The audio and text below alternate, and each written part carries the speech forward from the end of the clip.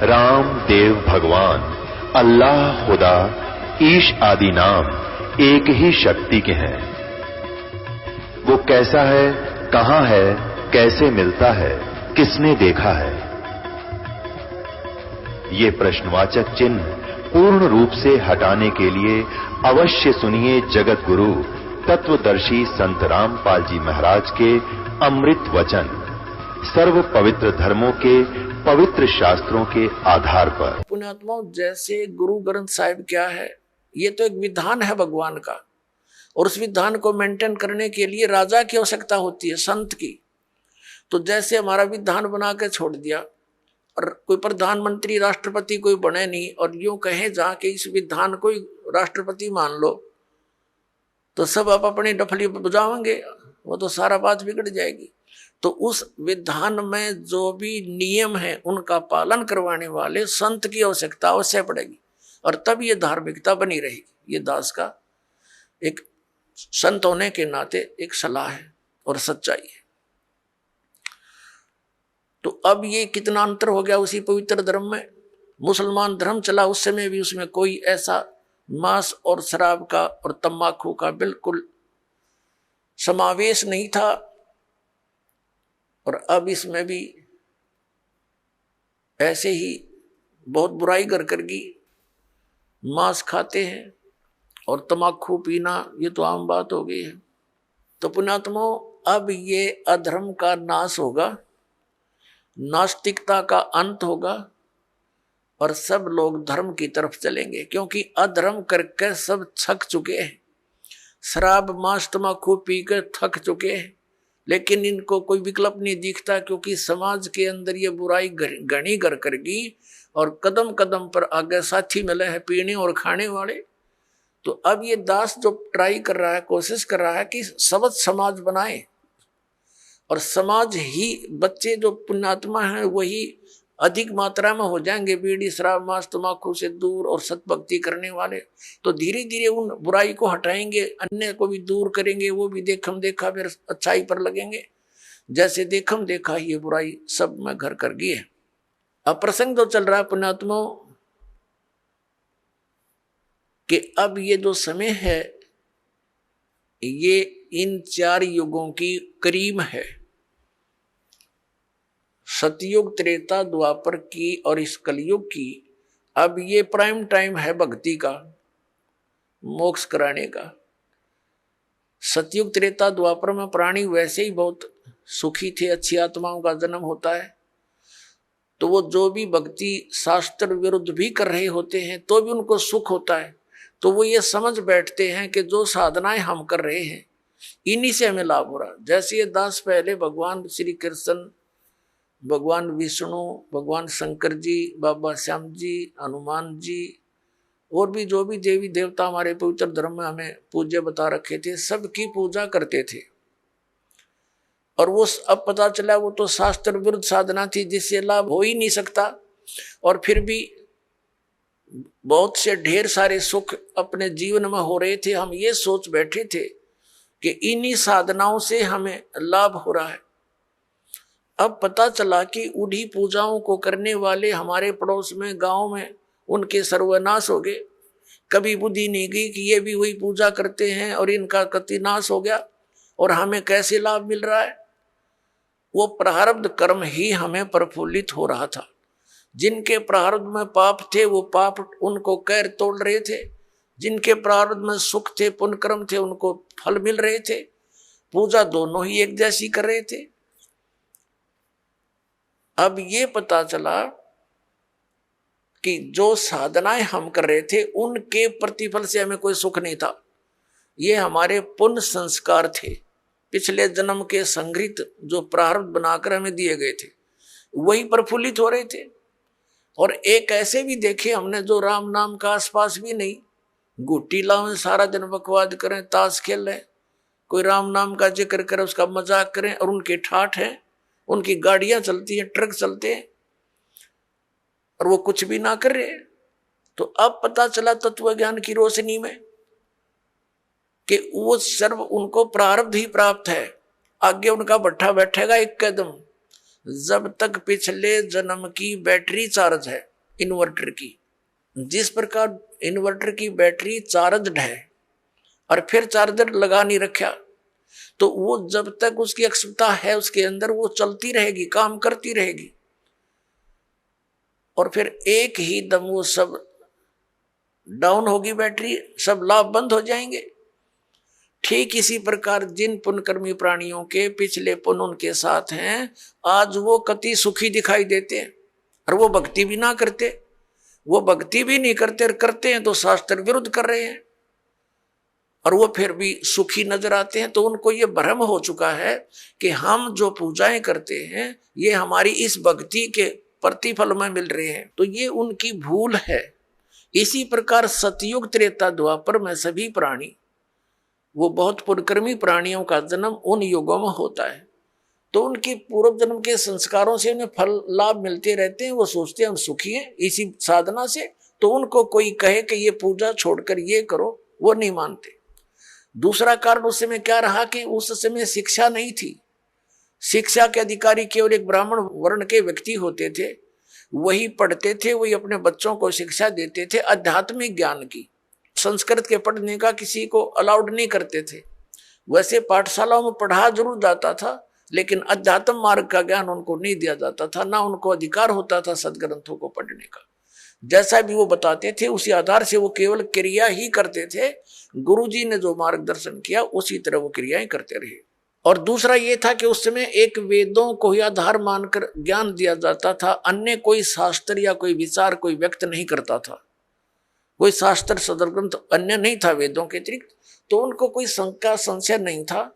और उनको जो मार्ग बताया जाता था वेदों अनुसार ओम नाम का जाप ही ऋषि लोग दिया करते थे, और कोई अन्य मंत्र नहीं देते थे। जैसे ये ओम नमः भागवते, ओम नमः शिवाय आदि ये मंत्र नहीं जाप करते थे, वो तो बाद में करने लगे हैं लोग।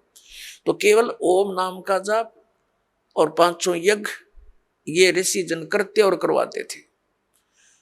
तो उस समय जो साधना वो ओम नाम का जाप और गुरु परंपरा से करते थे, उनको भविष्य की पुण्य तो एकत्रित होते थे, लेकिन लाभ उनको पिछले संस्कारों से मिल रहा होता था। ओम नाम के जाप से उनको क्या लाभ होता था? ब्रह्मलोक प्राप्ति। जैसे आपने श्री महावीर जैन जी के जीवन में बहुत बार दास ने दिखाया है, वो महापुरुष तो वेदों अनुसार साधना करते थे, जिस कारण से 80 लाख बार तो वो देवता पद को प्राप्त किया उन्होंने। और फिर कितना कैर टूटा पाप के कारण, 60 करोड़ बार गधा, 30 करोड़ बार कुत्ता और बिल्ली हाथी, पता नहीं कितनी बार उन्हें ऐसे कष्ट भोगे।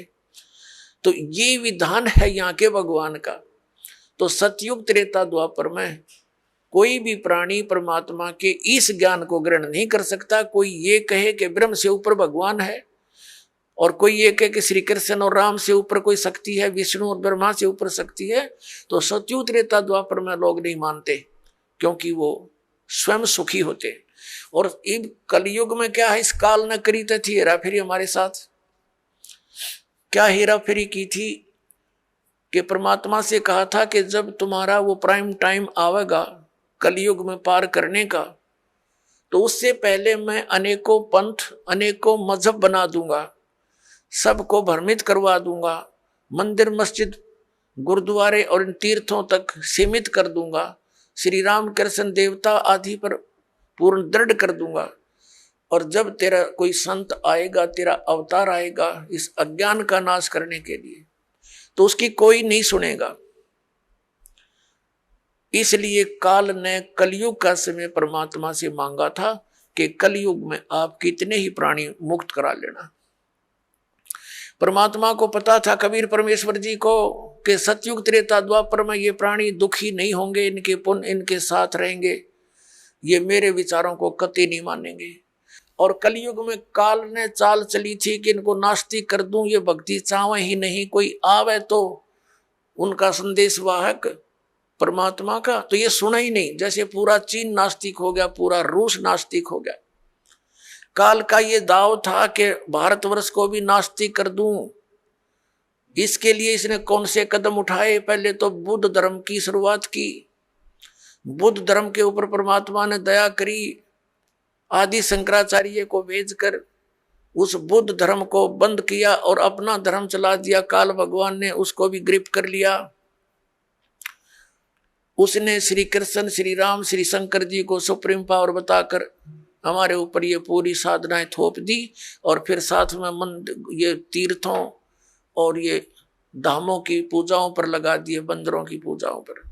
अब परमात्मा बड़े दयालु हैं, ये भी उनका एहसान है श्री आदि शंकराचार्य जी का कि उसने हमें नास्तिक होने से बचा दिया। यदि बौद्ध धर्म भारतवर्ष में फैल जाता तो चीन जैसी दशा आज हमारी होती, हम राम नाम बोल भी नहीं सकते थे। लेकिन बात वही की वही रही, आसमान से गिरे, खजूर पर अटक गए। लेकिन इतना अवश्य रहा कि हम धार्मिकता की तरफ अग्रसर रहे। अब काल ने फिर दूसरा दाव खेला नास्तिक बनाने का। ये जितना राधा स्वामी पंथ, जय गुरुदेव पंथ, विनोद वाला, राधा स्वामी पंथ, ताराचंद वाला, और ये सच्चा सौदा सिरसा और जगमाल वाली वाला, और ये अड़क यहाँ पर निकट सी है हिसार के पास है गंगुआ, और ये ठाकुर जी, ये कृपाल सिंह जी, ये सारे एक ही कुएं का जल है। श्री शिवजाल जी के विचारों से प्रभावित हैं, उसी के आधार से प्रचार करें। अब ये क्या करते हैं, जैसे अपने हिंदू धर्म के सबके घरों में एक जोत जला करती देसी घी की, ये तो आम देखा होगा आपने। तो इन्होंने राधा स्वामी, धन धन सतगुरु वाला ने, जय गुरुदेव वालों ने, ये ताराचंद वाला ने वह भी बंद करवा दी। इन्होंने कहा ये जोत नहीं जलानी, हमने तो अंदर जोत जलाएंगे। बताओ, वो थोड़ा बहुत हवन यज्ञ का लाभ था, होना था, पुण्य बनना था, वो भी बंद करवा दिया। और इनका ज्ञान आपके पास है, वो कैसे वचन सुनाते हो, सतनाम, वही सतनाम है, वही सतपुरुष, वही सार शब्द, वही सार नाम, वही सचखंड, वही सतलोक, वही राधा स्वामी। ये इनकी अकल देखो। इन ज्ञान तो सब सदग्रंथों से अलग कर दिया। इनकी एक और थ्योरी है। इनके महापुरुष कहते रहे हैं कि हमने वेदों और गीता को पढ़ने की आवश्यकता नहीं, हमारा ज्ञान तो इनसे आगे का है। जो थोड़ा बहुत गीता जी को नित्य पाठ करके ज्ञान यज्ञ का लाभ मिलना था, वो बंद करवा दिया, इन ग्रंथों से नफरत करवा दी। तो ये पक्के काल के दूत थे। अब कुछ वर्षों के अंदर आप देख लेना, अगर ये नहीं इस मार्ग पर लगे तो सब नास्तिक हो जाएंगे, चीन जैसी स्थिति हो जाएगी इन लोगों की। लेकिन अब परमात्मा दया करेंगे, सबको ये ज्ञान स्वीकार करना पड़ेगा, नहीं तो इस मनुष्य जीवन को नाश करके वो बहुत कष्ट उठाएंगे जो इस ज्ञान को स्वीकार नहीं करेंगे। दास कोई उनकी बुराई में नहीं बोल रहा।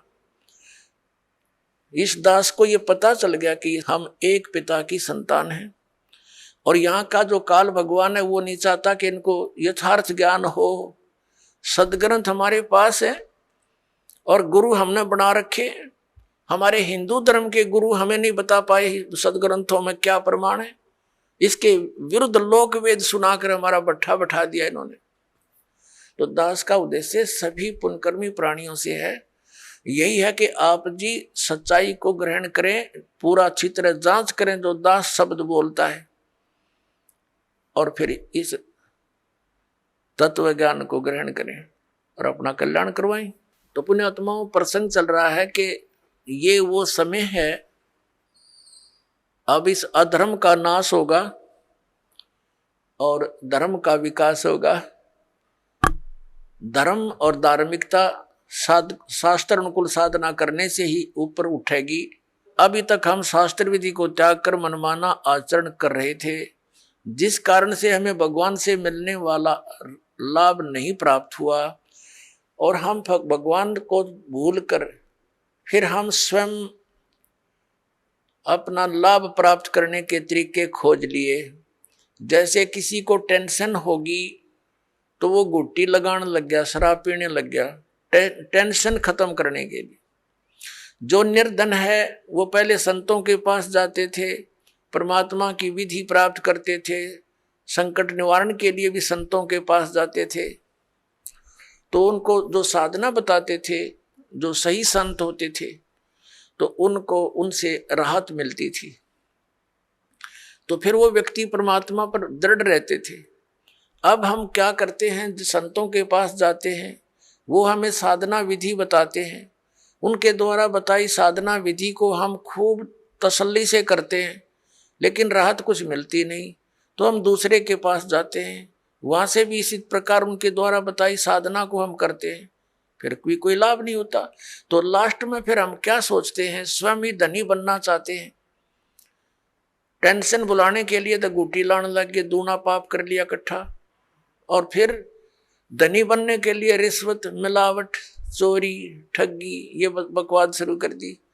तो ये दूने पाप के भागी बनेंगे हम, उनसे लाभ तो होना ही नहीं। जैसे मान लीजिए किसी व्यक्ति ने 2 नंबर का काम करके, मिलावट करके, या 2 की वस्तु को 20-50 में बेचकर पैसा इकट्ठा भी कर लिया, तो फिर उसके साथ क्या बनेगी? या तो कोई बालक बीमार हो जाएगा, या कोई स्वयं को ऐसा रोग लग जाएगा, वो सारा पैसा भी जाएगा, और वो उस पैसे को 2 नंबर से इकट्ठे करने का जो पाप था वह उसके लिए शेष रह जाएगा। एक व्यक्ति ने बताया कि जी मैं बहुत नालायक व्यक्ति था, ऐसे मेरी कोई दुकान थी, बहुत पुराने समय की बात है, जब ये टेप रिकॉर्डर चले ही चले थे। वो कह रहा था उसका रिफल जो था इस कैसेट का, एक ऑडियो कैसेट डाली थी, टेप में चला करती, वो ला करता मैं तोल के भाव थे, और मुझे टोटल वो सारा कुछ 2 रुपए में पड़ता था। उस पर सोनी की स्टैंप लगी हुई होती थी, और उसको मैं 32-30 रुपए में बेचता था, और वो टूट जाती थी 10-5 दिन में। फिर मैं उनको धमका देता था, मैं क्या करूं, तुम्हारा इंस्ट्रूमेंट खराब होगा। अब उस टाइम तो मुझे खूब पैसा आता नजर आ था, मैं ठाठम ठाठ समझ रहा था। फिर मेरा इकलौता पुत्र रोगी हो गया, और उसके पहले तो लोकल डॉक्टरों को दिखाया, उनसे इलाज नहीं हुआ। किसी ने बताया कि वहाँ संत के पास जाओ, वहाँ जाओ, झाड़ा लगवाओ, झाड़ फूक भी साथ में दवाई भी चलती रही। फिर 1 वर्ष तो ऐसे चला, कुछ कभी राहत हो जा, कभी फिर बीमार हो जा। लास्ट में पता चला कि उसकी दोनों किडनी फेल होगी। उसके लिए ऑल इंडिया इंस्टीट्यूट दिल्ली में गए, उस समय दोनों किडनी फेल होगी, और गुर्दे बदलवाए, उसके एक गुर्दा बदलवाया। लगभग हमारा 3 लाख रुपए खर्च हो गया, 3.5 लाख के आसपास टोटल, जब से वो रोगी हुआ था। लड़का स्वस्थ हो गया, कोई बात नहीं, जो नुकसान हुआ सब्र किया। उसके विवाह की तैयारी कर रहे थे, 6 महीने के बाद, स्वस्थ होने के 6 महीने के बाद वही लड़का बस दुर्घटना में एक्सपायर हो गया। अब टक्कर मार के रो रहा हूं। जब से ये ज्ञान सुना है उस समय मुझे वो कुकर्म याद आते हैं मेरे, कि जिस बेटे को सुखी बनाने के लिए मैंने ये ऐसे जुल्म किए थे, वो बेटा भी ना रहा और वो धन भी ना रहा। अब मैंने बताया कि अब तेरे पास क्या रहा? जो तूने पाप इकट्ठे करे थे वो धन इकट्ठा करने में, वो तेरे पास जो कि तू सुरक्षित है। अब इसने धर ले दिए सिर पे वहां धर्मराज के दरबार में। तो फिर उसने दीक्षा ली। पुण्यात्माओं, गलती इंसानों पर, बहुत भक्तों पर हो जाती है, लेकिन जब तक उसको ये पाप नाशक औषधि नहीं मिलेगी, वो पाप उसके ज्यों के त्यों रखे रहेंगे।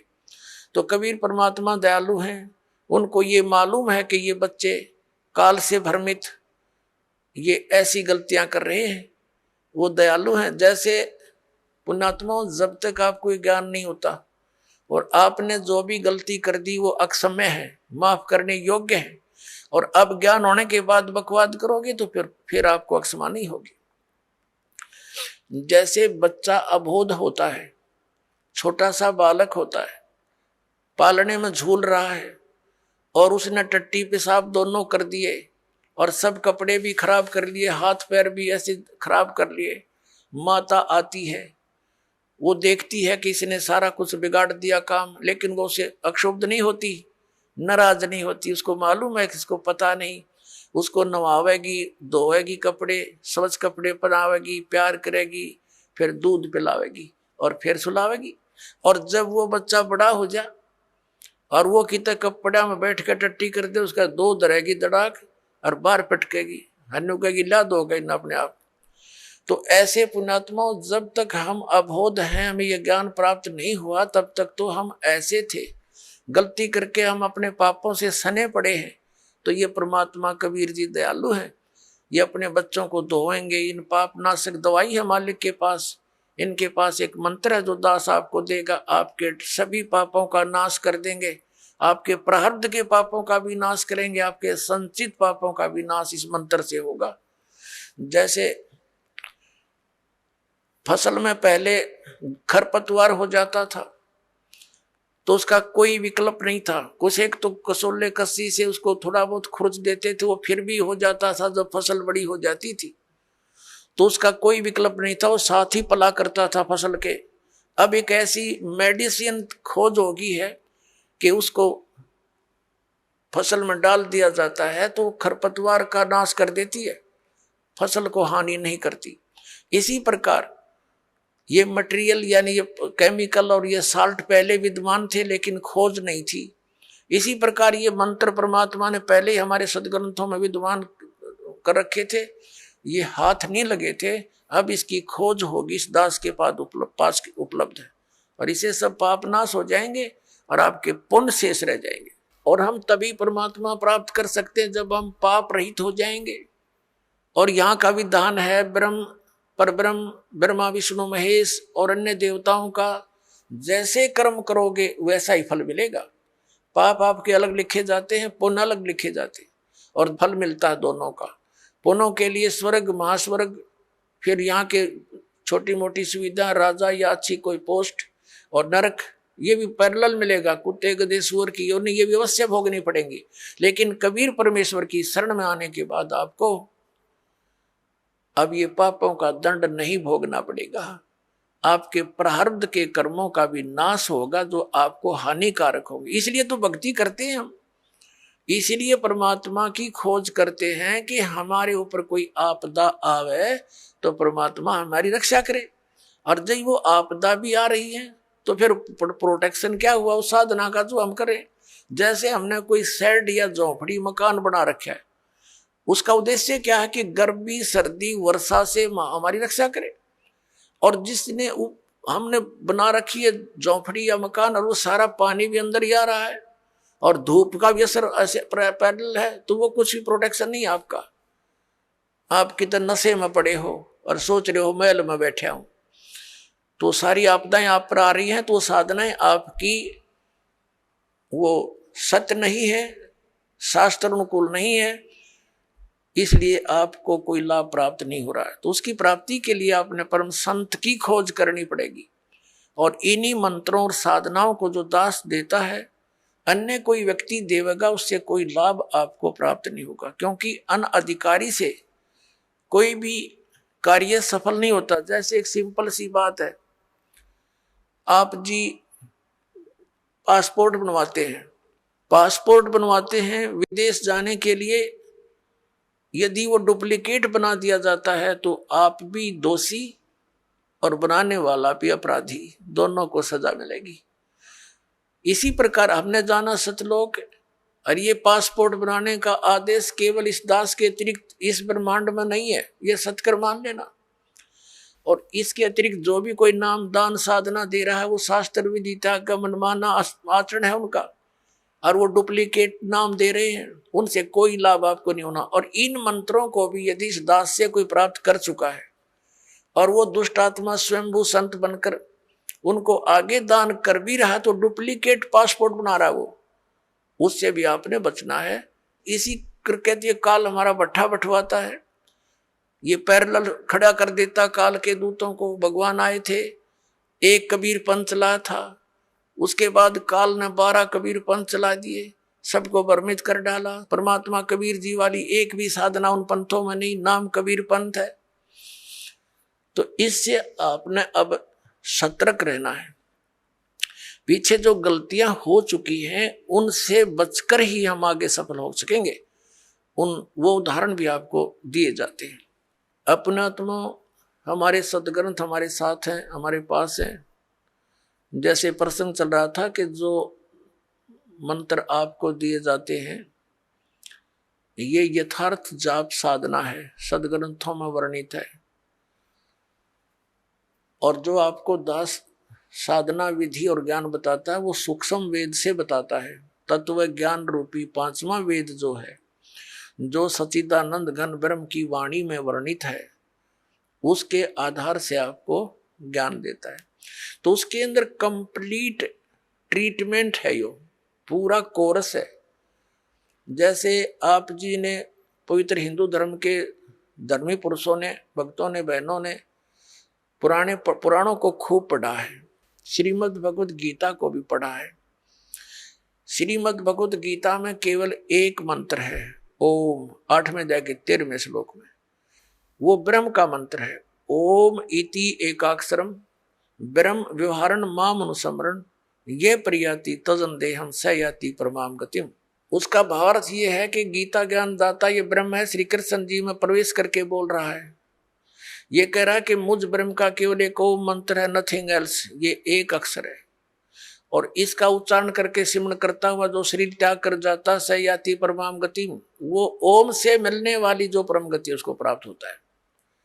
ओम से क्या होती है? ब्रह्मलोक प्राप्ति। ब्रह्मलोक में गए हुए प्राणी भी वापस आते हैं। 8वें अध्याय के 16वें श्लोक में गीता जी में ये भी स्पष्ट किया। और गीता ज्ञानदाता स्वयं भी दूसरे अध्याय के 12वें श्लोक में, चौथे अध्याय के 5 और 9 श्लोक में और 10वें अध्याय के दूसरे श्लोक में कहता, अर्जुन तेरे और मेरे बहुत जन्म हो चुके, तू नहीं जानता मैं जानता। इसे सिद्ध है कि गीता ज्ञान दाता भी अविनाशी नहीं है, ये नाशवान है। तो इसके भगत भी नाशवान, जन्म मृत्यु समाप्त नहीं होगी। फिर गीता जी अध्याय नंबर 17 के श्लोक नंबर 23 में साधना का ज्ञान है। 3 मंत्र बताए हैं, ओम तत्सत इति निर्देश ब्रह्मण त्रिविधि समर्थ है, यानी सच्चिदानंद घन ब्रह्म, उस परम अक्षर ब्रह्म की प्राप्ति के लिए ये 3 मंत्र की मजदूरी है, साधना है। अपने आत्मा और कोई मंत्र इसमें जाप नहीं। तीसरे अध्याय के 10 से लेकर 15 तक श्लोकों में गीता जी में यज्ञों की जानकारी दी है, विधि नहीं बताई है, यज्ञों का लाभ बताया है। तो ये सब सारा कुछ कंप्लीट जो कोर्स आपको दिया गया है, ये कहाँ लिखा है? ये सूक्ष्म वेद में लिखा है।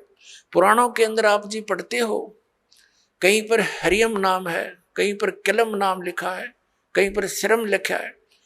ये कहीं कोई जाप करने का बताया, कहीं ने किसी ने कुछ बताया। तो परमात्मा ने आकर के सतयुग के प्रथम चरण में ब्रह्मा जी आदि कईयों को मिले थे, वो महापुरुषों को मिलते हैं, उनका गुण है। तो उनको ये कंप्लीट प्रथम मंत्र देने की, बताने की चेष्टा की थी। तो उन्होंने उनको स्वीकार ना करके उस में से अपने अपने स्वार्थवश मंत्र निकाल लिए और उनकी साधना शुरू कर दी। और ये ऐसे जो मंत्र हैं, स्ट्रॉन्ग मंत्र हैं, इनके जाप से शीघ्र ही लाभ प्राप्त हो जाता है। जैसे एक बार ये दास एक शहर में पाठ कर रहे थे, पर गांव गांव में, घर घर, नगर नगर में जाते थे हम, श्रद्धालुओं के 3 दिन पाठ करते थे, सत्संग सुनाते थे, सब परिवार को बिठाकर समझाया करते थे। तो उनका एक पड़ोसी था, उसको बुला लिया, कहा जो आप भी सत्संग सुन लो, ज्ञान सुनो। सत्संग सुनने के बाद वो पास में आकर बैठ गया। 5-7 भगत थे। वो कहने लगा, जी मुझे तो वो मंत्र दे दे जिसमें नरी माया माया इकट्ठी हो, और नहीं चाहिए हमने कोई भी, मोक्ष मास की मुझे जरूरत नहीं। तो ये इस टाइप के व्यक्ति हैं। वो उन्होंने ऐसा ही कर लिया पहले, जैसे एक मंत्र सिलेक्ट कर लिया, किलम, इसकी साधना करी, इसे सिद्धियां आ गई। उस सिद्धि एक हल्दी की गांठ प्राप्त करके पंसारी बन गए, कर लिया ना सपना भी। फिर किसी ने दूसरा मंत्र शुरू कर दिया, श्रम करेंगे, तो उससे ये दुर्गा का मंत्र है, इससे शक्ति माया की सिद्धि हो जाती है, छोटा मोटा कार्य सिद्ध हो गया, फिर चौड़ चपट। तो ऐसे यू काम बिगाड़ रखा था। अब ये कंप्लीट कोर्स आपको दिया गया है, इसको ऐसे ही करना पड़ेगा। क्योंकि यदि हम एक सूंठ खाएंगे, सौंठ, तो वो सौंठ का ही गुण देगी, और उसको अन्य औषधियों के साथ मिलाकर प्रयोग किया जाएगा तो उसका गुण बदल जाता है। ठीक इसी प्रकार हम इस विधि को प्रयोग करेंगे, इस प्रकार से हम साधना करेंगे तो उसका फल होगा।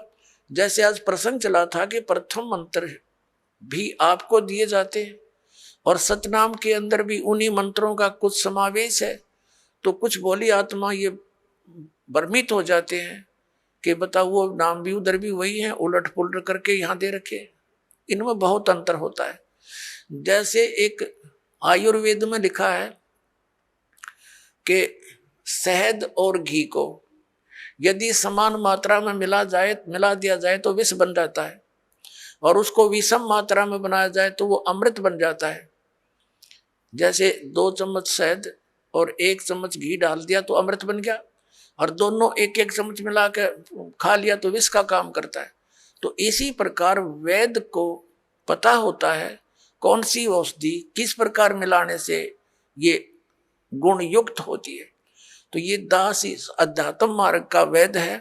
आप एक सिंपल समझो, आप जन्म मरण रोग के रोगी हो, ये दास वो वेद है जिसको कंप्लीट कोर्स याद है इस जन्म मरण मृत्यु के रोग के नाश करने का। और आज तक या तो भगवान को ज्ञान था या परमात्मा जिन महापुरुषों को मिले वो कौन कौन है, आदरणीय धर्मदास साहिब जी, आदरणीय नानक साहिब जी, आदरणीय मुल्कदास साहिब जी, आदरणीय दादू साहिब जी, आदरणीय गरीबदास साहिब जी, गांव छुड़ानी जिला दद्दर हरियाणा वाले, आदरणीय गीसा दास साहिब जी, गांव खेकड़ा जिला मेरठ उत्तर प्रदेश वाले। इन महापुरुषों की तो दास को जानकारी है कि इनको मालिक आकर मिले हैं, इनसे संपर्क साधा है और इनको वही ज्ञान दिया जो दास को दे रखा है। लेकिन इनको थोड़ा सा एक प्रार्थना की थी भगवान ने कि तुम इन मंत्रों का जाप कीजिए, लेकिन आगे जो सतनाम और सारनाम है ये भी सार्वजनिक नहीं करना। लेकिन वो महात्मा प्रथम मंत्र का जाप देते थे, लेकिन बीच बीच के 5 नाम ही देते थे जो आपको 7 मंत्र अब बनाकर दिए जाते हैं। इसलिए गुरु ग्रंथ साहिब में 5 मंत्रों का और 5 धुनात्मक शब्दों का जो जिक्र है वो इन्हीं कमलों के अंदर सभी भगवानों के इनमें कमलों में ये धुन हो रही है। जैसे आप देखोगे राष्ट्रपति भवन में भी एक धुन चलती रहती है और गवर्नर भवन में भी एक धुन चलती रहती है, कंटिन्यू चलती रहती है। अब तो ऑटोमेटिकली इंस्ट्रूमेंट बन के, पहले विशेष ड्यूटी लगाई जाती थी नौकरों की, वो उनके वहाँ एक विशेष प्रकार की राष्ट्रीय धुन का हमेशा चालू रखते थे। तो इस प्रकार इन सभी भगवानों के इन कमलों स्थानों पर जहाँ जहाँ ये इनके लोक है वहाँ ये धुनें हो रही है, उनका फिर हम सुन रहा है इस टेलीविजन में हमारे शरीर में। जैसे कोई भी कार्यक्रम कहीं हो रहा है तो टेलीविजन पर हम यहाँ देख रहे हैं, लेकिन वो टेलीविजन में नहीं है, वहाँ तो हम देख रहे सुन रहे हैं, वो वास्तव में कहीं और होता है। तो ऐसे ये मंत्र हैं। तो पुण्यात्माओं, जो दास आपको मंत्र देता है, जो ज्ञान देता है, ये बिल्कुल फाइनल समझ लेना। और उपदेश प्राप्त होने के बाद केवल आप दास जो आदेश आपको दे उसका पालन करना है, उसमें अग्रम मग्रम नहीं करनी, नहीं तो फिर आप भक्तिहीन हो जाओगे। तो कहने का भाव यह कि आज का जो सत्संग चल रहा है किस उद्देश्य से है कि ये वो समय है जो हमें मोक्ष प्राप्त कराएगा। परमात्मा ने कहा था 600 वर्ष पहले जब मालिक कबीर परमेश्वर जी आए थे कि जब बिचली पीढ़ी आवेगी धर्मदास जी कि तब तक तू इस मंत्रों को छुपा के रखना, इस मूल ज्ञान को भी डिक्लेयर मत करना तुम, नहीं तो इन काल के भेजे हुए दूतों के ये मंत्र और ये नाम ज्ञान सब हाथ लग गया तो वो भी यही प्रचार करते पाओ। जैसे राधा स्वामी पंथ है, डेरा सच्चा सौदा सिरसार, ये जगमालवाड़ी, ये कृपाल सिंह ठाकुर सिंह, और ये ब्यास वाला डेरा जय गुरुदेव, और ये भिवानी वाला दनौद वाला जो ताराचंद वाला, ये सारे श्रद्धालु बेचारे चले तो थे भगवान पाने के लिए, लेकिन ये शिवजाल का फंस गए। उसने कख पता नहीं था, 5 नाम काल के जाप करे और करवाए और भूत बन गया।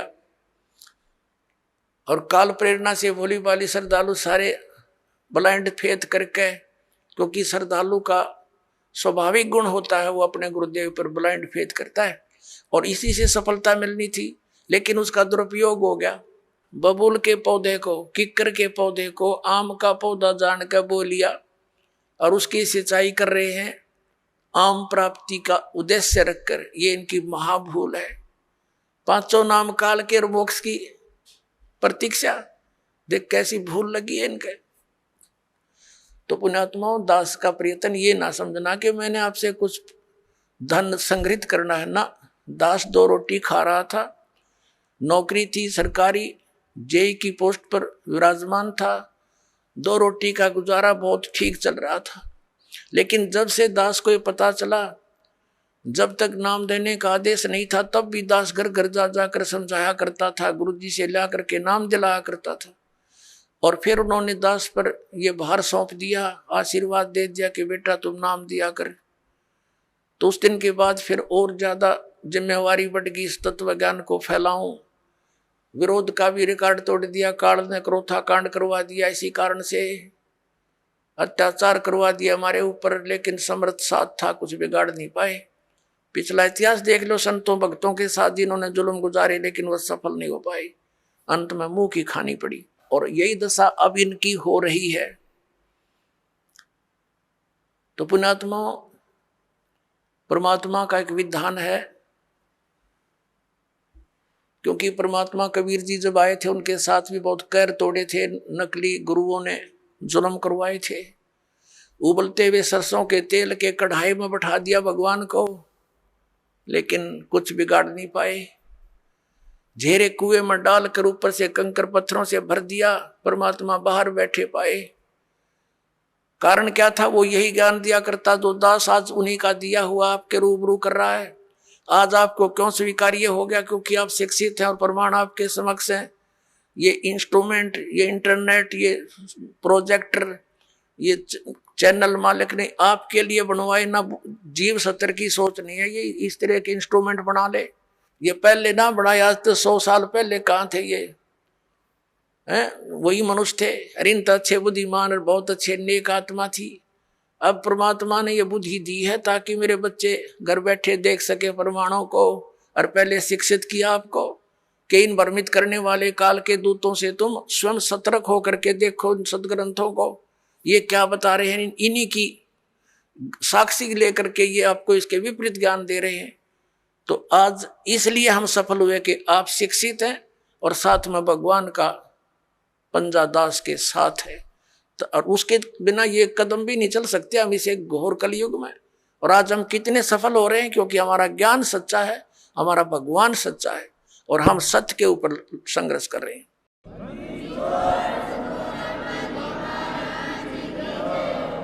अब जो प्रसंग चल रहा कि हम परमात्मा की भक्ति, परमात्मा की प्राप्ति के लिए ट्राई कर रहे हैं, लेकिन शास्त्र विधि त्याग का मनमाना आचरण करके हम वहीं के वहीं खड़े हैं। हमारा हर तरह से गिरावट में आ गए, हम हमारे विचार गिरावट में आ गए, हमारी क्रियाओं में बहुत अंतर हो गया। सराउंडिंग का क्षेत्र हम देखते हैं, जहां भी देखते हैं हमारे बच्चे जो उपदेश लेकर जाते हैं, क्योंकि इन्होंने तो सब बुराई छोड़नी है। तो घर में, पड़ोस में, रिश्तेदारी में, सब जगह वही बुराइयां ग्रस्त हैं। बीड़ी, शराब, मांस, तमाकू, माया जोड़न की चर्चा, दूसरा ज्ञान नहीं। तो पुण्यात्माओं, कुछ दिनों के बाद हमारी संख्या बढ़ती जाएगी। जब हमारी संख्या बढ़ेगी तो बुराई वाले लोग शर्माने लग जाएंगे। उनको अब तो कोई शर्म नहीं रही। बाप बेटा इकट्ठे बैठ कर दारू पीवे, बता शर्म रही? फिर छोटे छोटे बच्चे भी धिक्कारेंगे, कोई रिश्तेदार भी आ जाएगा, आप क्या पी रहे हो? ये कोई शराब पीने की चीज है? इसके कहते हैं मदिरा पीवे कड़वा पानी, 70 जन्म कुत्ते के जानी। इस तरह के प्रमाण दिया करेंगे हमारे बच्चे। कहते हैं सुरापान मदमासा हारी, गमन करे भोग पर नारी, 70 जन्म कटेंगे शीशम, साक्षी साहेब है जगदीशम। और परमात्मा कहते हैं 100 नारी जारी करे सुरापान 100 बार, एक चलम हुक्का भर दे वो डूबे काली धार।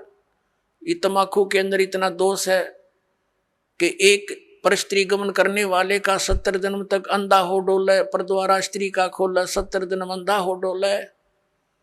सुरापान मदमासाहारी और जो गमन करें भोगें पर नारी, 70 जन्म कटेंगे शीशम। साक्षी साहेब है जगदीशम। जो ऐसे पाप करेंगे उनके 70 जन्म तो लगातार वो बलि के बकरे बनेंगे। परमात्मा ने कहा कि 100 नारी जारी करे, एक पर स्त्री गमन करने का क्या बताया है कि 70 जन्म तक अंधा होकर धक्के खावे और फिर 70 जन्म वो बलि का बकरा बनकर गल कटवावे। कितना घोर पाप। और फिर कहते हैं ऐसे ऐसे 100 नारी जारी करे, 100 सुरापान 100 बार। एक बार सुरापान करने का कितना पाप है। मदरा पीवे कड़वा पानी और 70 जन्म कुत्ते के जानी। जो मदरा एक बार भी पीते हैं 70 जन्म कुत्ते के होंगे। जैसे आप मैं इस मारीची जी के जो महावीर जैन के जीव की कथा सुनते हो, 60 करोड़ बार गधा, 30 करोड़ बार कुत्ता, तो ये इन्हीं दोषों के प्रतिफल में बनते हैं। तो हम गलतियां कर जाते हैं किसी जन्म में, फिर वो लिखे जाते हैं, इकट्ठे होते हैं, फिर वो भोगने पड़ते हैं। तो क्या बताया है, मदरा पीवे कड़वा पानी, शराब पीता है जो 70 जन्म कुत्ते के जानी। आज तक टिट्टी पाक रहा, घुट्टी ला के होटलों में बैठ के मौज मार रहा, फिर कुत्ता बन के गंदी नाली के जल को पिया करेगा। ले अब तेरी मदरा ये बन गई, मदरा पीवे कड़वा पानी, 70 जन्म कुत्ते के जानी। और फिर क्या बताते हैं, पर द्वारा स्त्री का खोले 70 जन्म अंधा हो डोले। फिर क्या बताते हैं, 100 नारी जारी करे। जो 100 नारी पर नारी भोगेगा उसको कितना घोर पाप होगा। और सुरापान 100 बार, एक बार सुरापान यानी शराब पीने का कितना दोष है, अभी आपको बता दिया। ऐसा 100 बार कर ले और एक चलम हुक्का भर दे, पीने वाले का तो गर्क बेड़ा है ही, एक हुक्का भर के देने वाले को इतना पाप लगेगा। आइए अब हम उन श्रद्धालुओं के अनुभव जानते हैं जो जगत गुरु तत्वदर्शी संत रामपाल जी महाराज जी से दीक्षा प्राप्त कर चुके हैं तथा उनके द्वारा बताए गए भक्ति मार्ग पर चल रहे हैं। जी नमस्कार। सर नमस्कार जी। सर क्या नाम है आपका? मेरा नाम संजय कुमार है जी। संजय जी कहाँ से आए हैं आप? मैं हिमाचल प्रदेश डिस्ट्रिक्ट मंडी से आया हूँ जी। सर क्या करते हैं आप? सर मैं पहले आर्मी में था, अभी एक्स सर्विसमैन होने के कारण मैं यहाँ पर स्टेट गवर्नमेंट के अंडर जो हूँ एजुकेशन डिपार्टमेंट में जेवीटी पद पर कार्यरत हूँ। संत रामपाल जी महाराज से नाम दीक्षा लेने से पहले आप क्या भक्ति साधना करते थे? सर संत रामपाल जी महाराज जी की नाम दीक्षा लेने से पहले मैं देवी देवताओं की भक्ति करता था और खासकर मैं संतोषी माता को बहुत दिख पूजा करता था इनकी, और इनके व्रत भी करता था मैं। सर जैसे कि आपने बताया कि आप देव देवताओं की पूजा करते थे, आप माँ संतोषी माँ की पूजा करते थे, आप उनके व्रत भी करते थे, तो हम आपसे जानना चाहेंगे कि आपका संत रामपाल जी महाराज से नाम दीक्षा लेने का क्या कारण था, क्या वजह थी? सर कुछ एक ऐसी समस्या खड़ी हो गई, इन देवी देवताओं की पूजा करते करते मैं एक समस्या से गंभीर घायल हो गया। जैसे मेरे पेट में एक ऐसी समस्या गैस्ट्रिक होने लगी सर, और गैस्ट्रिक इतनी ज़बरदस्त होती थी कि मैं खाना नहीं खा पाता था, 2 फुलके खाता था मैं बस, और सांस लेने में भी दिक्कत हो जाती थी, मेरे को सांस नहीं ले पाता था। रात को 12-1 बजे उठकर मैं रोता था, और दिन में खड़ा भी होना मुश्किल हो जाता था। मेरे को फौज के अंदर ड्यूटी करना इतना दिक्कत हो गई थी कि मतलब मैं सोचता था कि मैं फौज की नौकरी कर नहीं पाऊंगा कंप्लीट। नहीं, तो आपने बताया कि आपको गैस्ट्रिक की बीमारी थी, तो इसके लिए अगर आप किसी अच्छे हॉस्पिटल में अच्छे डॉक्टर को दिखाते तब भी तो आपकी ये बीमारी ठीक हो सकती थी। सर डॉक्टर की तो बात क्या, देखो मैंने हर मंदिर मस्जिद गुरुद्वारा चर्च कुछ भी चीज़ नहीं छोड़ी। नहीं, आपको गुरुद्वारों मंदिर मस्जिद में जाने की जरूरत नहीं थी ना। अगर आपको कोई बीमारी थी तो आप हॉस्पिटल जाते तो आपकी बीमारी का इलाज होता। सर ये जो प्रॉब्लम थी मेरे को, ये गैस्ट्रिक थी, जैसे पेट में फुलाव हो जाता है एकदम। जैसे मैं 1 रोटी 1 चपाती 2 चपाती खाता था तो मेरा पेट एकदम फूल जाता था, मतलब फूलने के बाद फिर क्या होता था कि मेरे को सांस लेने में दिक्कत आती थी और मैं उठना बैठना मुश्किल हो जाता था। इसके साथ साथ जब मैं सोता भी था रात को, तो जब डेली सोता तो डेली मेरे को जो है एक ऐसी प्रेत बाधा थी जो आती थी और दबाती थी मेरे को। हर रोज़ मैंने चिल्लाना ज़ोर से, लेकिन मेरे मुंह से आवाज़ भी नहीं निकलती थी। मैं चिल्लाने की कोशिश करता, जब मेरे को वो दबाती थी तो मैं जो है चिल्ला नहीं पाता था, मेरे आवाज़ नहीं निकलती थी मुंह से, और ये डेली का मेरे साथ ये काम होता था। और मैंने हॉस्पिटल में जो टेस्ट करवाए, टेस्टों में कोई भी फॉल्ट कुछ भी नज़र नहीं आया डॉक्टरों को। डॉक्टरों ने कहा भी आपकी रिपोर्ट जो है ओके है, आपको दवाई देने की कोई ज़रूरत नहीं। वो फिर भी मेरे को गैस्ट्रिक की दवाई देते थे, लेकिन उससे कोई राहत नहीं मिलती थी मेरे को। तो आपने बताया कि आपको पेट में प्रॉब्लम थी, आपको गैस्ट्रिक की बीमारी थी, जिसका कहीं कोई इलाज आपको नहीं मिल रहा था। तो आपकी ये जो बीमारी थी, आपको ये जो प्रॉब्लम थी, वो कैसे ठीक हुई? सर इस समस्या के लिए एक साथी मेरा फौज के अंदर था साथ में ही, तो वो शायद इस ज्ञान को संत रामपाल जी महाराज जी के ज्ञान को समझ चुका था। और उसने, जब मैं था उस टाइम गुजरात के अंदर था, भुज के अंदर मैं पोस्टेड था, और वहाँ पर उस साथी ने जब मेरे से पूछा, जब मैं छुट्टी काट के वापस गया, तो उसने पूछा, भाई आपकी जो समस्या है, क्या वो समस्या आपकी हल हुई? तो मैंने उसको बताया कि मेरी समस्या कहीं भी हल नहीं हुई है, और मैं हर जगह भटक लिया हूँ, मंदिर मस्जिद गुरुद्वारा चर्च हर जगह गया हूँ, लेकिन मेरी कोई समस्या हल नहीं हुई है। लेकिन उसने मेरे को एक चीज़ बताई कि भाई संजय भाई, तू एक बात करना, अगर तू मेरी बात मानता है तो संत रामपाल जी महाराज जी का ज्ञान सुन, और ज्ञान सुनने के बाद उनकी शरण ग्रहण कर। अगर तेरे को राहत मिलती है तो ठीक है, नहीं तो वहाँ पर मुड़ के भी मत जाना। उनके कहने पर जब मैंने ये बात सुनी तो मैंने कहा, ठीक बोल रहा भाई मेरे को, कि भाई आप इस चीज़ को देखो, एक बार सुनो, समझो क्या है क्या नहीं है। अगर मेरे को राहत होती है तो इसमें कौन सी बुरी बात है। तो मैंने उन्होंने क्या किया, मेरे को फ़ोन के अंदर सत्संग दिए, 2-2 घंटे के 3-3 घंटे के सत्संग दिए संत रामपाल जी महाराज के। वो मैंने रात को भी सुनने, दिन में भी सुनने, और सत्संग सुनने के बाद मेरे रोंगटे खड़े हो जाते थे, बाल बाल खड़ा होता था मेरा परमात्मा की जब वाणी सुनता था मैं। और उसके बाद फिर जब मैं छुट्टी जाना था, तो क्या हुआ, छुट्टी जाने से पहले सत्संग सुनने से मेरे को ऐसी राहत मिली कि मतलब मेरी जो पेट की समस्या थी वो हल होने लगी सत्संग सुनने से ही, संत रामपाल जी महाराज के। और जैसे मेरी समस्या हल होने लगी तो मैंने घर में फ़ोन किया अपनी पत्नी को, और मैंने कहा, भाई मेरे को ऐसी ऐसी राहत मिल रही है, तो ऐसे ऐसे परमात्मा के नियम है। तो उसके बाद लगभग मैंने 3 महीने तक संत रामपाल जी महाराज जी के सत्संग सुने। सत्संग सुनने के बाद मैंने एक निर्णय लिया कि मैं अब छुट्टी जाऊंगा तो संत रामपाल जी महाराज जी के आश्रम में बरवाड़ा जाऊंगा, और बरवाड़ा से मैं नाम दीक्षा लेकर ही घर जाऊंगा। और उसके बाद मैंने छुट्टी लिया। छुट्टी लेने के बाद मैं वहाँ से रेवाड़ी गया, रेवाड़ी से मैंने हिसार गया, हिसार से मैं फिर सीधा वहाँ बरवाड़ा पहुंचा, और बरवाड़ा से मैंने क्या किया, जाते ही संत रामपाल जी महाराज जी से नाम दीक्षा ली। संजय जी, जैसे कि आपने बताया कि आपकी पेट की जो बीमारी थी, जो काफ़ी लंबे समय से चली आ रही थी, वो संत रामपाल जी महाराज जी के सत्संग सुनने मात्र से ठीक हो गई। तो सबसे पहले तो अभी हम आपसे ये जानना चाहेंगे कि संत रामपाल जी महाराज जी से नाम दीक्षा लेने के बाद क्या आपको इसके अलावा भी कोई लाभ मिला? सर लाभ तो इतने मिले परमात्मा की दया से, संत रामपाल जी महाराज की दया से, कि मैं गिनाता जाऊंगा तो गिनाता जाऊंगा, समय कम पड़ जाएगा उसके लिए।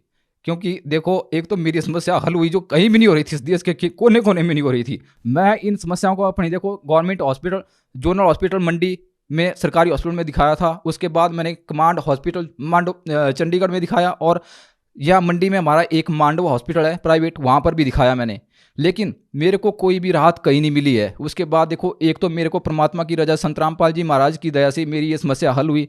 दूसरी समस्या मैं आपको बताता हूँ, मेरी पत्नी जो है उसको थायराइड की प्रॉब्लम हो गई, और थायराइड प्रॉब्लम इतनी बढ़ गई थी कि डॉक्टर ने बताया था उसको, उसके मैंने टेस्ट करवाया चंडीगढ़ कमांड हॉस्पिटल में, और उसके बाद मैंने पीजीआई में भी उनके टेस्ट करवाए। लेकिन डॉक्टर का जवाब क्या मिला कि भाई जब तक जिएगी तब तक दवाई खाएगी। लेकिन उसने दवाई ले ली, दवाई खाना शुरू कर दी, और दवाई खाते खाते उसको 2-3 महीने हुए थे कि उसने दवाई खाना अपने आप बंद कर दी। मैंने संत रामपाल जी महाराज से उसको नाम दीक्षा दिलवाई, और उसने क्या किया, दवाई खाना बंद कर दी। उसने कहा मेरे को उल्टी आने लगी दवाई खाने से, अब वो परमात्मा की भक्ति करने लगी। उसके बाद जब मैं दूसरी बार छुट्टी आया तो मैंने उसको पूछा, भी आप दवाई खाते हैं? तो उसने कहा मैं दवाई खाना बंद कर दी है। मतलब क्यों? कि मेरे को जो है उल्टी आने लगती है दवाई से। तो मैंने कहा अब संत रामपाल जी महाराज का एक चमत्कार और देख। फिर हमने क्या किया, हम हॉस्पिटल में गए। हॉस्पिटल में जाने के बाद हमने जो है फिर से थायराइड का टेस्ट करवाया उसका, और थायराइड का टेस्ट करवाने के बाद जो है डॉक्टर को रिपोर्ट दिखाई, तो डॉक्टर ने कहा भाई थायराइड है नहीं। मैंने उसको पूछा, मैंने सर दवाई खानी है या नहीं खानी है? तो उन्होंने कहा भाई आपको दवाई खाने की जरूरत नहीं है, थायराइड बिल्कुल नहीं है, बराबर है, आपका बिल्कुल रिपोर्ट ओके है। तो वही दिन है, उस दिन से आज तक तकरीबन 10 साल हो गई है, हमने कोई भी दवाई नहीं खाई है, दवाई खाना बंद कर रखी है, और परमात्मा संत रामपाल जी महाराज की रजा से बिल्कुल ठीक है। और तीसरा लाभ, मेरा बेटा था 1.5 साल का था, 1.5 साल के बाद उसकी किडनी में प्रॉब्लम आ गई, पेशाब रुक गया उसका, और उसको चंडीगढ़ कमांड हॉस्पिटल में एडमिट किया। एडमिट होने के बाद डॉक्टर ने उसका ऑपरेशन किया। ऑपरेशन होने के बाद उसकी जो है सर्जरी हुई अंदर, और डॉक्टर ने कहा भाई इसको 15-17 साल तक जो है दवाई कंटिन्यू खानी है। लेकिन हमने जब संत रामपाल जी महाराज जी से दीक्षित हुए तो हमने जो है बच्चे को दवाई खाना धीरे धीरे बंद कर दिया, और आज वो बेटा जो है +1 में पढ़ रहा है, और बिल्कुल ठीक है, उसको कोई दवाई की जरूरत नहीं है, बिल्कुल बिना दवाई के बिल्कुल फिजिकल फिट है वो। और लाभ आगे ऐसे ऐसे हैं, देखो सर, कि संत रामपाल जी महाराज की दया से घर में जो कलह क्लेश बना रहता था, आपस में छोटी छोटी बातों में झगड़ा, आपस में खींचातानी, वो सब कुछ खत्म हो गया, और परमात्मा की दया से घर में बिल्कुल शांति है, और सभी मिलजुल कर प्यार से रहते हैं, और परमात्मा की भक्ति करते हैं, और अपने बढ़िया से चल रहा है अभी सब कुछ। सर संत रामपाल जी महाराज की दया से देखो, मैं जब रिटायर आया फौज से यहाँ पर। तो आने के बाद जो है मेरे को संत रामपाल जी महाराज की कृपा से मैंने ट्रेनिंग भी की, देखो ट्रेनिंग करवाई परमात्मा संत रामपाल जी महाराज ने, और उसके बाद मेरे जितने भी टेस्ट थे सभी निकाले, और निकालने के बाद मेरे को यहाँ पर आने के बाद भी दोबारा से जॉब मिली है। संत रामपाल जी की कृपा है महाराज की, है कि जो मेरे को आने के बाद यहाँ पर भी हर सुख सुविधा मिली है, और परमात्मा की वजह से भक्ति भी बढ़िया कर रहा हूँ अभी। सर क्या आप कोई नशा भी करते थे? सर नाम दीक्षा लेने से पहले मैं क्या नशा करता था, मेरे घर में सबसे अधिक नशा करते थे मेरे पिताजी। देखो बीड़ियों के 10-10 बंडल पी जाते थे दिन में, और उसके बाद वो शराब पीते थे और मांस खाते थे, और आपस में घर में क्लेश बना रहता था। और मैं भी ऐसे ही नशे में था। जब फौज में ड्यूटी करता था तो फौज में ही मैं नशा कर लेता था, जैसे गुटखा खाना, सिगरेट पीना, और यहाँ तक कि गांजा तक पिया है मैंने, और दारू भी पी लेता था। लेकिन संत रामपाल जी महाराज की कृपा से जब मैंने नाम दीक्षा ली, नाम दीक्षा लेने के बाद जो है मेरी समस्याओं का हल होता चला गया, और घर में सुख शांति और बढ़िया से काम चल रहे संत रामपाल जी महाराज की कृपा से। और अब हमारे घर की स्थिति बहुत बढ़िया हो गई है। अब हम संत रामपाल जी महाराज की कृपा से जो है सही नशे की तरफ तो हमारा ध्यान भी नहीं जाता, देखना तो दूर की बात है। और मेरे पिताजी भी बहुत अधिक नशा करते थे, आज वो संत रामपाल जी महाराज की कृपा से ठीक है, बिल्कुल नशे की तरफ बिल्कुल भी उनका ध्यान नहीं है, और देखते भी नहीं है। हमारे घर में कोई भी बच्चे से लेकर बड़े तक कोई भी नशे की तरफ नहीं है, कोई भी हाथ नहीं लगाता है, और कोई लाता भी नहीं है घर के अंदर। सर जिस तरह से आपने बताया कि पहले आप भी नशा करते थे, आपके पिताजी भी नशा करते थे, और जैसे ही आप लोगों ने संत रामपाल जी महाराज से नाम दीक्षा ली है, आप सबने नशा करना छोड़ दिया। तो ऐसा संत रामपाल जी महाराज जी आप लोगों को क्या बताते हैं? इसके लिए क्या कोई दवाई या जड़ी बूटी दी जिसको लेने के बाद आप लोगों का नशा छूट गया? सर ऐसा कुछ नहीं है, जड़ी बूटी कुछ नहीं है। ये संत रामपाल जी महाराज का शास्त्र अनुकूल ज्ञान है, जिसके अंदर श्री मद्भगवत गीता, वेद, पुराण, हर शास्त्रों का ज्ञान है, और शास्त्रों के आधार पर ही भक्ति मार्ग बताया जाता है। और संत रामपाल जी महाराज ऐसी भक्ति देते हैं, ऐसी भक्ति देते हैं जिससे इन बुराइयों से जो है छूटते चले जाते हैं, इनकी तरफ जो है ध्यान बिल्कुल भी नहीं जाता है। तो सर हम आपसे ये जानना चाहेंगे, जो लोग आपकी तरह नशा करते हैं और वो चाहकर भी नशा नहीं छोड़ पा रहे हैं, तो क्या वो भी आपकी तरह संत रामपाल जी महाराज से नाम दीक्षा लेंगे तो क्या उनका भी नशा छूट जाएगा? सर आजकल की जो समाज की युवा पीढ़ी है, देखो नशे के चक्कर में इतनी पड़ी हुई है। जो नशा छुड़ाने के लिए जो है लोग कहाँ कहाँ जाते हैं, नशा मुक्ति केंद्र में भी जाते हैं, हर जगह भटकते हैं, लेकिन किसी का नशा छूटता नहीं है। लेकिन संत रामपाल जी महाराज की शरण में आने के बाद जो अगर सही मर्यादा में रहकर भक्ति करेगा तो उसको वही फायदे मिलेंगे जो हमारे को मिले। जैसे हम नशे से ग्रस्त से, हमारा नशा छूटा, हमारे को सुख शांति मिली, घर में क्लेश जो है दूर हुए, और हर चीज़ में हमारे को क्या हुआ कि फायदा होता चला गया। संजय जी आपने बताया कि संत रामपाल जी महाराज से नाम दीक्षा लेने के बाद आपकी बीमारी भी ठीक हुई और आपका नशा भी छूट गया। देखिए सर, हिंदुस्तान को संतों की भूमि कहा जाता है, तो क्या आपको नहीं लगता कि अगर किसी और संत से आप नाम दीक्षा लेते तब भी आपको इतने सारे लाभ मिल सकते थे? सर बहुत सारे संतों को, महंतों को हम देखते हैं कि जो नशे में ग्रस्त है, चिलमे पीते हैं, देखो भांग गांजा वगैरह पीते हैं, और वो दूसरों से क्या नशा छुड़वाएंगे, और उनकी साधना ही ठीक नहीं है। वो साधना भी शास्त्र विरुद्ध साधना करवाते हैं, वो अपना मनमुखी ज्ञान बताते हैं, अपनी दंत कथा के हिसाब से ही भक्तों को ज्ञान बांटते हैं। वो उनके अंदर कोई भी प्रमाणित ज्ञान नहीं है उनके पास, ना ही उनका कोई आधार है ज्ञान का। आज की तारीख में जो ज्ञान है वो संत रामपाल जी महाराज जो है प्रमाणित सदग्रंथों के आधार पर जो है ज्ञान बता रहे हैं, और सत्य भक्ति मार्ग बता रहे हैं। उनके द्वारा बताए गए शास्त्र अनुकूल साधना से ही जो है हर जगत में जो भी नाम दीक्षा लेगा उसको जो है हर लाभ प्राप्त मिलेगा, और वो जो है अच्छे मार्ग पर चलेगा। देखिए सर, संत रामपाल जी महाराज एक सिंपल से साधारण से दिखने वाले संत हैं। वो ना भगवा वस्त्र धारण किए हुए होते हैं, ना वो लंबी लंबी दाढ़ी मूछ रखते हैं, ना गले में मालाएं पहनते हैं। एक बहुत ही सिंपल से साधारण से दिखने वाले संत है। तो आज का जो भगत समाज है वो कैसे निर्णय कर पाएगा कि एक सिंपल सा साधारण सा दिखने वाला संत इतने सारे लाभ दे सकता है, दुखों का निवारण कर सकता है? सर ये भगवा वस्त्र पहनने से और दाढ़ी मूछ बढ़ाने से जो है संत नहीं बनते हैं। जैसे कि हमारी श्रीमद् भगवद गीता जी के अध्याय नंबर 15 के श्लोक नंबर 1 में कहा है कि जो उल्टे लटके हुए संसार रूपी वृक्ष के हर भाग को सब वेद वित बता देगा, वो तत्वदर्शी संत है। और आज की तारीख में संत रामपाल जी महाराज जी एक ऐसे पूर्ण संत है जो गीता जी के अध्याय नंबर 15 के श्लोक नंबर 1 के श्लोक को जो है पूरे सब वेद वित जो है बता रहे हैं कि जड़ क्या है, मूल क्या है, तना क्या है, डार क्या है, टहनियाँ क्या है और शाखा क्या है। तो संत रामपाल जी महाराज जी वो है पूर्ण तत्वदर्शी संत है, और उनके द्वारा दिए गए सत भक्ति मार्ग से ही सबके दुख जो है दूर होंगे, और जो है मर्यादा में रहकर भक्ति करने से जो है हर तरह की जो है सुख शांति मिलेगी। ये जो मेरे को गैस्ट्रिक की प्रॉब्लम होती थी, एक भूत प्रेत की बाधा थी मेरी तरफ से, क्योंकि मैंने संत रामपाल जी महाराज से नाम दीक्षा ली। तो देखो इसके लिए तो मैं इतना भटका कि मतलब मंदिर, मस्जिद, गुरुद्वारा, चर्च, मंदिर तो हमारे हिमाचल प्रदेश में बहुत है, दुनिया भर के हैं। हर जगह मैंने जो है भटका हूँ इसके बारे में, मेरे को राहत मिले लेकिन नहीं मिली। उसके बाद मैं श्रीनगर में अनंतनाग के अंदर जो हूँ पोस्टेड था RR के अंदर, और वहाँ पर मैंने मौलवियों से भी तावीज़ वगैरह लिए, मस्जिद में गया, उनसे मैंने बहुत कुछ कोशिश की कि मैं ठीक हूँ, लेकिन मेरे को कोई राहत नहीं मिली। उसके बाद चर्च मेरी फिरोजपुर में पोस्टेड था, तो फिरोजपुर में मैं चर्च में भी गया, वहाँ पर भी मैंने बहुत कुछ टाणे मिणे किए लेकिन कुछ नहीं हुआ। तो ये सब कुछ मैंने टाणे मिणे करने के बाद भी मेरे को कोई राहत नहीं मिली है। उसके बाद जब मैं संत रामपाल जी महाराज की शरण में गया, उनसे नाम दीक्षा ली, तो देखो जिस दिन मैं नाम दीक्षा लेकर घर पहुंचा, घर पहुंचने के बाद रात को मैं सोया ही था अपने बेड पे। रात को ठीक 12 बजे का समय चल रहा था और मेरे को सपना चल रहा था कि जैसे एक राक्षस ऐसे आया जिसके 2 दांत ऊपर की तरफ, 2 नीचे की तरफ, बहुत बड़े बड़े दांत थे, और वो मेरे पाँव की तरफ खड़ा हो गया। पाँव की तरफ खड़ा हुआ तो एक साइड में मेरे जो है ब्रह्मा, विष्णु, महेश तीनों खड़े हो गए। जब तीनों खड़े हो गए, मैं दोनों की तरफ देख रहा हूँ कि करूँ क्या अब। उसके बाद संत रामपाल जी महाराज आए और एक साइड में खड़े हो गए। उन्होंने मेरे को आशीर्वाद दिया कि बेटा अब काम कर तू। और काम क्या करूं मैं, देखो मैंने सिर्फ हाथ घुमाया, जैसे बॉक्सिंग मारते हैं, मैंने उस भूत को हाथ से ऐसे मारा कि उसको सिर्फ हवा ही जा रही थी, उस हाथ की, हाथ भी टच नहीं हो रहा था। मैंने चारों दीवारों में उसको पंछाड़ने के बाद जब मैं उठकर बैठा, फिर मैंने हाथ घुमाया सारे जोर से, तो मेरी पत्नी उठकर बैठी और मेरा हाथ पकड़ लिया कि आप किसको मार रहे हो। तो मैंने उसको जब ये कहानी बताई, पूरी स्टोरी बताई कि देखो ऐसा ऐसा हुआ है मेरे साथ और ऐसे ऐसे आया था, मैंने ऐसे ऐसे उसको मारा। गुरुजी ने मेरे को बोला बेटा काम कर। और उसके बाद वही दिन मेरा लास्ट था उसका आने का। उसके बाद वो कभी भी मेरे को नज़र नहीं आया। और ये जो मेरी भूत प्रेत की जो बाधा थी, ये देखो 8-10 साल से चल रही थी मेरे को। तो ये संत रामपाल जी महाराज की एक दया है मेरे ऊपर कि मेरे को जो है इससे मुक्त कराया इन्होंने, और मैं अभी ठीक हूँ, बिल्कुल राहत मिली। संत रामपाल जी महाराज की भक्ति करने से ही मेरे को ये सब राहत मिली है और अब ठीक हूँ बिल्कुल मैं।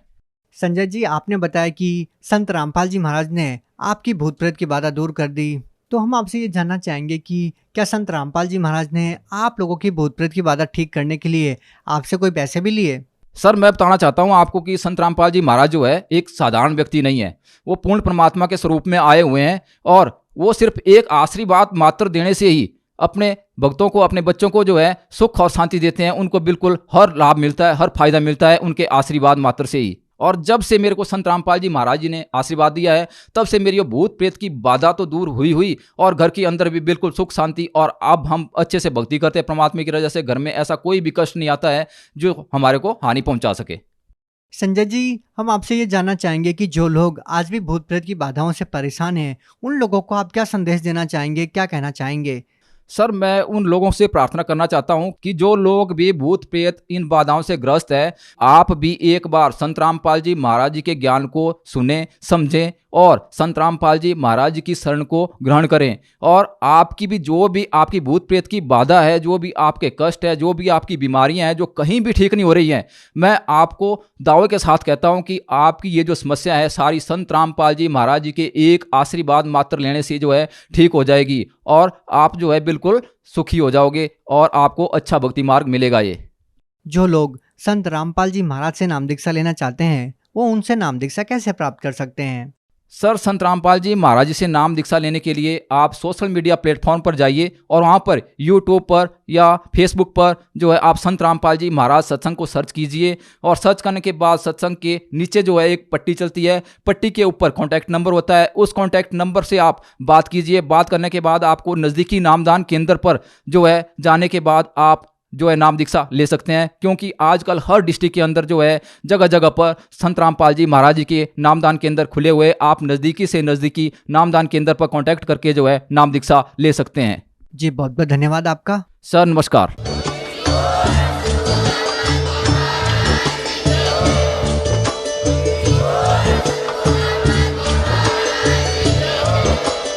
आप सुन रहे थे जगत गुरु तत्वदर्शी संत रामपाल जी महाराज जी के मंगल प्रवचन। अधिक जानकारी के लिए विजिट कीजिए हमारी वेबसाइट www.jagatgururampalji.org। संत रामपाल जी महाराज जी के शुभ आशीर्वाद से पूरे विश्व भर में 500 से भी ज्यादा नाम दीक्षा केंद्र हैं, जिन पर संत रामपाल जी महाराज जी द्वारा ऑनलाइन निशुल्क नाम दीक्षा दी जा रही है। अपने नजदीकी